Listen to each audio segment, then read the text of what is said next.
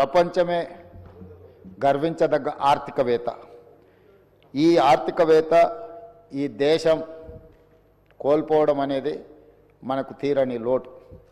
ఈ లోటు వారి కుటుంబానికే కాదు, యావత్ దేశానికి, ప్రపంచానికే ఒక గొప్ప తత్వవేత్త, ఆర్థికవేత్త, గొప్ప నాయకుడిని కోల్పోవడం జరిగింది అధ్యక్ష. నీతి నిజాయితీకి నిబద్ధత అని ఒకవేళ ఎవరినైనా ఉదాహరించాల్సి వస్తే, రోల్ మోడల్గా ఎవరినైనా మనం తీసుకోవాల్సి వస్తే ఈ తరంలో డాక్టర్ మన్మోహన్ సింగ్ గారితో పోటీ పడే వాళ్ళే లేరు అని చెప్పి ఈ సభ ద్వారా నేను తెలియజేయదలుచుకున్నాను. చాలామంది వారు మౌనంగా ఉంటారనో, మౌనముని అని, యాక్సిడెంటల్ ప్రైమ్ మినిస్టర్ అని రకరకాలుగా మీడియాలో కానీ విమర్శకులు విమర్శించిన వారు ఎప్పుడు కూడా వారి సహనాన్ని కోల్పోకుండా పనినే ధ్యాసగా, పని చేయడమే తన జీవిత లక్ష్యంగా ఈ దేశ ప్రజలను ఆర్థికంగా, సామాజికంగా బలోపేతం చేయడము, వాళ్ళ కోసమే తన జీవితాన్ని అంకితం చేసిన గొప్ప మహనీయుడు డాక్టర్ మన్మోహన్ సింగ్ గారు. విమర్శలను సైతం వారు విమర్శించలేని పరిస్థితులు కల్పించి వారు ఒక గొప్ప నాయకుడిగా వారు రాణించారు. ఈ తరం ఎవరినైనా ఆర్థిక విషయాలలో కానీ, రాజకీయపరమైన అంశాలలో కానీ ఎవరినైనా ఆదర్శంగా తీసుకోవాలి అని అంటే మొదటి స్థానంలో ముందు వరుసలో ఉండేది డాక్టర్ మన్మోహన్ సింగ్ గారు అధ్యక్ష. అదేవిధంగా వారి నిరాడంబరత, అంటే ఒక దేశ ప్రధానమంత్రిగా 10 సంవత్సరాలు పనిచేసిన వ్యక్తి ఎంత నిరాడంబరంగా, ఎందుకంటే పార్లమెంట్లో వారితో పాటు వారు రాజ్యసభలో ఉన్నప్పుడు లోక్సభలో మేము ఉన్నాం. ఒక ధర్నా కార్యక్రమంలో నేను, పెద్దలు ఉత్తమ్ కుమార్ రెడ్డి గారు, కోమటిరెడ్డి వెంకటరెడ్డి గారు వారితో పాటు ధర్నా కార్యక్రమంలో కూర్చున్నాడు. వారు వచ్చి మా మధ్యలో మాతో పాటు కూర్చొని ఈ ప్రజాస్వామ్యాన్ని పరిరక్షించాలి, ప్రభుత్వాలు ఆధిపత్యం చెలాయించడమో, పెత్తనం చెలాయించడానికి చట్టాలను వినియోగించుకోవడాన్ని వ్యతిరేకిస్తూ మాలాంటి మొదటిసారి పార్లమెంట్ సభ్యులైన మాతో పాటు కూడా అక్కడికి వచ్చి నిరసన కార్యక్రమంలో కూర్చొని వారు ప్రజాస్వామ్యం పట్ల ఎంత విశ్వాసంతో ప్రజాస్వామ్యాన్ని పరిరక్షించాలన్న లక్ష్యంతో ఏ విధంగా పనిచేసినరో వారితో పాటు ఆ రోజు ధర్నాలో పాల్గొనడం అనేది నాకైనా, పెద్దలు ఉత్తమ్ కుమార్ రెడ్డి గారికైనా, కోమటిరెడ్డి వెంకటరెడ్డి గారికైనా జీవితకాలం గుర్తుండిపోయే సంఘటన అధ్యక్ష. ఎవరైనా ప్రధానమంత్రి, ఆర్థిక మంత్రిగా, రిజర్వ్ బ్యాంకు గవర్నర్గా, అదేవిధంగా ఫైనాన్స్ కమిషన్ సభ్యులుగా ఇలా రకరకాల హోదాలు వేసి దేశ ప్రధానమంత్రి స్థాయికి ఎదిగిన వ్యక్తి పార్లమెంట్ ప్రజాస్వామ్యాన్ని కాపాడాలన్న ఆలోచనతోని నిరసన కార్యక్రమంలో పాల్గొని అందరి సహచర పార్లమెంట్ సభ్యులతో నిరసనలో పాల్గొనడం అనేది వారి నిరాడంబరత, వారికి ప్రజాస్వామ్యం పట్ల ఉన్న విశ్వాసం, నమ్మకానికి మనము ఆ అంశాన్ని ఉదాహరించుకోవచ్చు అధ్యక్ష. అదేవిధంగా అధ్యక్ష, డాక్టర్ మన్మోహన్ సింగ్ గారి గురించి ఈ దేశం, ముఖ్యంగా ఈ దేశంలో ఉన్న రైతాంగం ఈరోజు ఉపాధి హామీ పథకం, భూమి లేని కూలీలకు ఒక పని కల్పించాలి 100 రోజులు. ఆ 100 రోజుల పని ద్వారా పేదలకు ఆహార భద్రత కల్పించవచ్చు అన్న గొప్ప లక్ష్యంతో ఉమ్మడి రాష్ట్రంలో అనంతపూర్లో, అదేవిధంగా తెలంగాణ రాష్ట్రంలో మహబూబ్ నగర్లో ఈ కార్యక్రమాన్ని దేశానికే అంకితం చేయడం జరిగింది.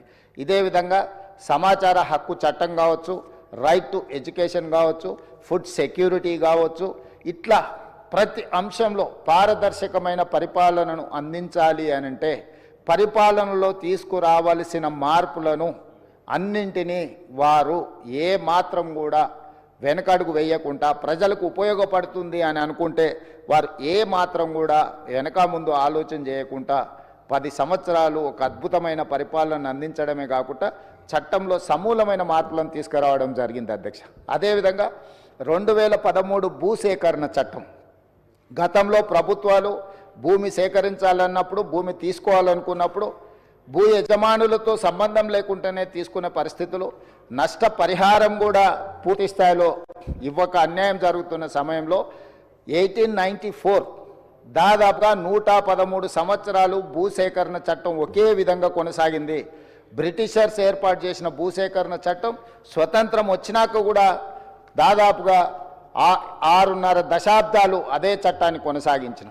అలాంటి చట్టాన్ని సవరించడం ద్వారా భూమి కోల్పోయే యజమానులకే కాదు, భూమి లేని గ్రామాలను నమ్ముకొని కుల వృత్తులు చేతి వృత్తుల ద్వారా గ్రామాల మీదనే ఆధారపడ్డ నిరుపేదలకు కూడా మీరు R&R ప్యాకేజ్ అమలు చేసినప్పుడు వాళ్ళను కూడా మీరు దృష్టిలో పెట్టుకోవాలి, ప్రభుత్వం నష్టపరిహారం ఇవ్వాలని ఒక గొప్ప మానవవాదం వారు చూపించింది అధ్యక్ష. ఏంటంటే భూసేకరణ చట్టం గ్రామాలు ముంపుకు గురైనప్పుడు గ్రామంలో ఉండే భూ యజమానులకు లేదా ఆస్తులు ఉన్న వాళ్లకు మాత్రమే నష్టపరిహారం వచ్చేది. గ్రామాన్నే నమ్ముకున్న కుల వృత్తులు చేతి వృత్తులకు సంబంధించిన వాళ్ళు, భూమి లేని వాళ్ళు, సొంతంగా ఇల్లు లేని వాళ్లకు ప్రభుత్వం ఎలాంటి నష్టపరిహారం ఇచ్చేది కాదు అంతకంటే ముందు. కానీ డాక్టర్ మన్మోహన్ సింగ్ గారు తీసుకొచ్చిన 2013 భూసేకరణ చట్టం ద్వారా గ్రామాలలో ఉన్న ముంపుకు గురైతున్న గ్రామాలలో ఉన్న నిరుపేదలు ఎవరైతే ఉన్నారో కుల వృత్తులను చేతి వృత్తులను నమ్ముకున్న వాళ్ళకు కూడా ఖచ్చితంగా ప్రభుత్వం సహాయం అందించాలి. గ్రామమే మునిగినప్పుడు గ్రామం మీద ఆధారపడి బతుకుతున్న వాళ్ళు నిరాశ్రయులు అన్నప్పుడు ఎక్కడికి వెళ్ళాలనో ఎక్కడ బ్రతకాలనో తెలియని పరిస్థితి. ఇది ఒక మానవత్వం లేని ఆలోచన కాబట్టి దీన్ని తప్పకుండా తొలగించి వాళ్లకు నష్టం పరిహారం ఇవ్వడమే కాకుండా వాళ్ళ కష్టం కలగకుండా చూడాలని ఆ చట్టంలో డాక్టర్ మన్మోహన్ సింగ్ గారు మార్పులు తీసుకొచ్చారు. అదేవిధంగా 2006 అటవీ హక్కుల చట్టాన్ని తీసుకురావడం ద్వారా ఈ పోడు భూముల పట్టాలు ఈరోజు మనం ఇవ్వగలుగుతున్నాము అని అంటే అటవీ ప్రాంతంలో ఉన్న ఆదివాసీలను గిరిజనులను ఆదుకోవడానికి అటవీ హక్కుల చట్టాన్ని కూడా సవరించడం ద్వారా వాళ్ళ పట్ల కూడా మానవతావాదంతో డాక్టర్ మన్మోహన్ సింగ్ గారు వ్యవహరించారు అధ్యక్ష. ఈ రకంగా చెప్పుకుంటూ వెళ్తే మనకు డాక్టర్ బాబాసాహెబ్ అంబేద్కర్ గారు రాజ్యాంగాన్ని ఇవ్వడం ద్వారా ఎంత గొప్ప పరిపాలన అందించడానికి వారు పునాదులు వేసినరో ఆ స్ఫూర్తిని కొనసాగించే విధంగా ఆ స్ఫూర్తితో పరిపాలనను అమలు చేసే విధంగా డాక్టర్ మన్మోహన్ సింగ్ గారు చట్టంలో మార్పులు తీసుకొచ్చి ఆ మార్పుల ద్వారా ప్రజలకు మేలు జరిగే విధంగా వారు నిర్ణయాలు తీసుకున్నారు అధ్యక్ష. అలాంటి నాయకుడిని ఒక గొప్ప తత్వవేత్త, ఆర్థికవేత్త, మానవతావాదిని కోల్పోవడం అనేది మన దురదృష్టము. నిజంగా తీరని అన్యాయం ఈ దేశానికి జరిగిందని నేను ఈరోజు భావిస్తున్నాను అధ్యక్ష. ఈరోజు వాళ్ళ కుటుంబం బాధ కంటే ఈ దేశంలో ఉండే నిరుద్యోగ యువత, ముఖ్యంగా ఈ దేశంలో ఈరోజు ప్రపంచానికే మన మేధా సంపత్తిని ఎగుమతి చేయగలుగుతున్నాము అని అంటే ఈరోజు సరళీకృత విధానాలు తీసుకురావడం ద్వారా మన దగ్గర చదువుకున్న ఇంజనీర్లు కావచ్చు, లేకపోతే మేధావులు కావచ్చు, ఈరోజు ప్రపంచంలో ఐటీ రంగాన్ని శాసించగలుగుతున్నాము అని అంటే వారు తీసుకొచ్చిన సరళీకృత విధానాలతో ఈ దేశంలో చదువుకున్న విద్యార్థులు ప్రపంచ దేశాలనే ఆర్థిక రంగాలలోనే కాకుండా సాంకేతిక రంగాలలో శాసించగలిగే స్థాయికి మనం ఎదిగినము అని అంటే ఇందులో డాక్టర్ మన్మోహన్ సింగ్ గారి యొక్క పాత్ర, వారి యొక్క ఆలోచన విధానాన్ని మనం స్మరించుకోవాల్సిన అవసరం ఉన్నది అధ్యక్ష ఈ సందర్భంగా ఈ సభలో. అదేవిధంగా అధ్యక్ష, డాక్టర్ మన్మోహన్ సింగ్ గారు ఈ దేశానికి మాజీ ప్రధాని, మాజీ ఆర్థిక మంత్రి, మాజీ RBI గవర్నర్, కానీ తెలంగాణకు మాత్రం ఆత్మ బంధువు. ఎందుకంటే 60 ఏళ్ల తెలంగాణ కళను సాకారం చేసిన నాయకుడు, ప్రధానమంత్రి హోదాలో తెలంగాణకు రాష్ట్ర హోదా కల్పించిన గొప్ప మానవతావాది. తెలంగాణలో ఆయన అనుబంధం విడదీయలేనిది, రాష్ట్రం ఉన్నంత వరకు మర్చిపోలేనిది. ఈ రాష్ట్రానికి పురుడు పోసిన డాక్టర్గా మన్మోహన్ సింగ్ గారిని తెలంగాణ సమాజం ఎప్పటికీ గుండెల్లో పెట్టుకుంటుంది.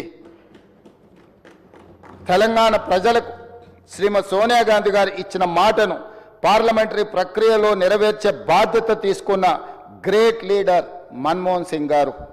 తెలంగాణ బిల్లును 2 సభల్లో పాసు చేయించిన సారథిగా ఈ రాష్ట్రం గుండెల్లో ఎప్పటికీ ఆయన స్థానం పదిలంగా ఉంటుంది. అటువంటి మహనీయుడికి 4 కోట్ల తెలంగాణ ప్రజల తరఫున ఈ శాసనసభ ద్వారా రాజకీయాలు, పార్టీలకు అతీతంగా కృతజ్ఞతలు తెలపడమే కాక ఘన నివాళి అర్పించాల్సిన అవసరం ఉంది. ఉద్యమాన్ని, ప్రజల మనోభావాలను అర్థం చేసుకొని తెలంగాణ రాష్ట్ర ఏర్పాటుకు మన్మోహన్ సింగ్ సంపూర్ణ మద్దతు ప్రకటించారు. తెలంగాణ ప్రజలు శ్రీమతి సోనియా గాంధీ గారికి ఎంత రుణపడి ఉంటారో మన్మోహన్ సింగ్ గారికి కూడా అంతే రుణపడి ఉంటారు అధ్యక్ష. వారి మరణ వార్త విని బెల్గాం నుంచి ఉటావుటిన మేము ఢిల్లీకి బయలుదేరి వారి కుటుంబాన్ని కలిసిన, వారి సతీమణిని కలిసి నన్ను నేను పరిచయం చేసుకున్నా. ఎందుకంటే వారికి నివాళులు అర్పించి వారి సతీమణి గారికి ప్రగాఢ సానుభూతి తెలపాలన్న ఆలోచనతో వారి సతీమణిని కలిసి నేను రేవంత్ రెడ్డిని తెలంగాణ రాష్ట్ర ముఖ్యమంత్రిని నమస్కారం పెడితే కూర్చో అని చెప్పి తెలంగాణ రాష్ట్రం వారు చాలా ప్రత్యేకమైన పరిస్థితుల్లో ఆ రాష్ట్రాన్ని మీకు ఇవ్వడం జరిగింది. మన్మోహన్ సింగ్ గారికి తెలంగాణ రాష్ట్రం అంటే ప్రత్యేకమైన అభిమానం ఉంది. ఆ రాష్ట్రాన్ని మీరు కష్టపడి అభివృద్ధి పదం వైపు నడిపించండి, మన్మోహన్ సింగ్ గారి ఆశీస్సులు మీకు ఉంటాయి అని చెప్పి వారి సతీమణి చెప్పినప్పుడు స్పష్టంగా కుటుంబం మొత్తం తెలంగాణ ప్రజలకు అండగా నిలబడుతుందని నాకు అనిపించింది అధ్యక్ష. తెల్లవారి ఏఐసిసి ఆఫీస్ నుంచి వారి శివయాత్రకు బయలుదేరడానికి అన్ని ఏర్పాట్లు చేసినప్పుడు వారి వాహనంలో కూర్చోవడానికి నన్ను ముందుకు పిలిస్తే నేను అక్కడికి వెళ్ళి నించున్నాను.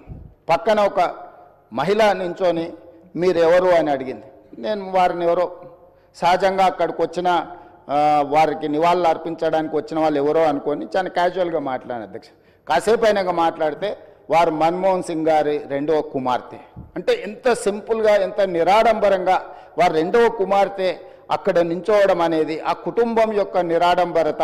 అంటే ఒక ప్రధానమంత్రిగా 10 సంవత్సరాలు, ఆర్బీఐ గవర్నర్గా, ఆర్థిక మంత్రిగా వివిధ హోదాలలో ఈ దేశానికి సేవలు అందించిన మన్మోహన్ సింగ్ గారి కుటుంబము అంత నిరాడంబరత ప్రదర్శించి అంత సామాన్యులు అక్కడికి వచ్చిన వారి అభిమానులు వారి శ్రేయోభిలాషుల మధ్యలో నించొని వారి నివాళులు అర్పించే కార్యక్రమంలో పాల్గొన్నారంటే వారు ఒక గొప్ప విలువలతో వాళ్ళ పిల్లలని వాళ్ళ కుటుంబాన్ని ముందుకు నడిపించిండు.